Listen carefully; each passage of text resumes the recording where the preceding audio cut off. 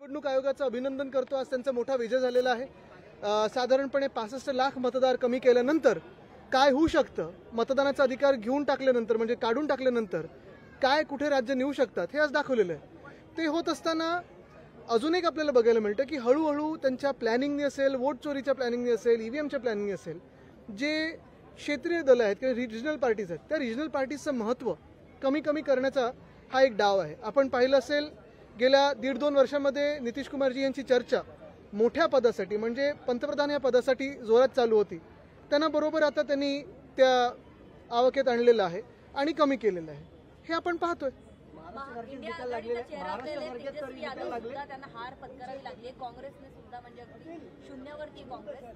नक्कीच ना, आपण पाहिलं असेल साधारणपणे कुठचं बूम पाहिजे तुम्हाला? नाही, त्यांचं दिसत नाही त्यांना।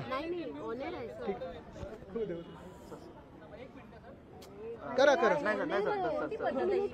दारू पराभव झालाय काँग्रेसचा आणि मुख्यमंत्री पदाचा चेहरा असलेल्या तेजस्वी यादव त्यांचा सुद्धा पराभव। नक्कीच आपण पाहिलं असेल तेजस्वी यादव हे साधारणपणे जे प्रचार करत होते त्यांचा एकच मेन अजेंडा होता, तो म्हणजे जॉब्स, नोकऱ्या।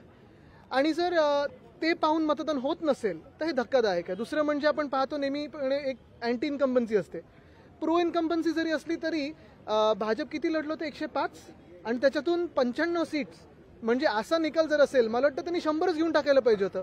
पण आता मी विनंती करीन भाजपला की आता बिहार, महाराष्ट्र वगैरे लढणं सोडून द्या, तुम्ही अमेरिकेत काही उमेदवार टाका, तिथे राष्ट्रपतीची निवडणूक लढवा आणि तुम्ही जिंकल्यानंतर हे टॅरिफ वगैरे सगळा जो घोळ झालेला आहे तो तुम्ही काढून टाका। तसंच UN जनरल असेंब्लीमध्ये तुम्ही उमेदवार टाका, सिक्युरिटी काउन्सिलमध्ये टाका, तिथे पण तुमचं काय एक दबदबा आहे तो निवडणूक आयोगाने दाखवू द्या।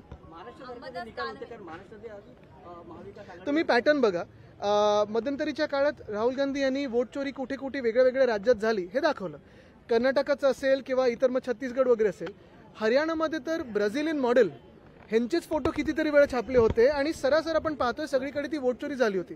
त्यानंतर आम्ही वरळीत काय झालं हे दाखवलं, लवकरच अजून मुंबईत आणि महाराष्ट्रात काय झालं हे दाखवणार आहोत। पण थोडं थोडं सोफिस्टिकेशन करत गेलेत भाजप। पहिलं हरियाणामध्ये आपण पाहिलं असेल सरासर आपण पाहतोय तिथे सर्रासपणे त्यांनी फोटो असेच छापलेत जे ब्राझिलियन मॉडेल असतील किंवा कोणाचे असतील। महाराष्ट्रामध्ये थोडं सोफिस्टिकेशन आणलं आणि बिहारमध्ये मला वाटतं त्यांनी आता चिंताच सोडलेली आहे की कोणी आपली चोरी पकडेल।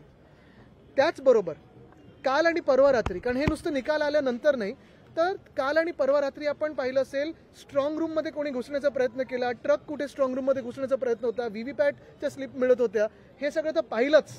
पण मतदानाच्या दोन्ही फेजमध्ये आपण पाहिलं असेल अनेकदा आपण देखील आणि विरोधी पक्षांनी देखील अशी काही उदाहरणं लोकांसमोर आणलेली आहेत। कोणी पुण्यात मतदान केलंय त्याच व्यक्तीने जाऊन बिहारमध्ये मतदान केलंय, कोणी दिल्लीत मतदान केलंय त्याच व्यक्तीने जाऊन बिहारमध्ये मतदान केलंय, कोणी उत्तराखंडमध्ये केलंय त्यांनीच जाऊन तिथे केलंय, वाराणसीचे तर भाजपचे पदाधिकारी जाऊन बिहारमध्ये मतदान करत होते। हे आपण दिसतंय, सरळ सरळपणे आपलं दिसतंय।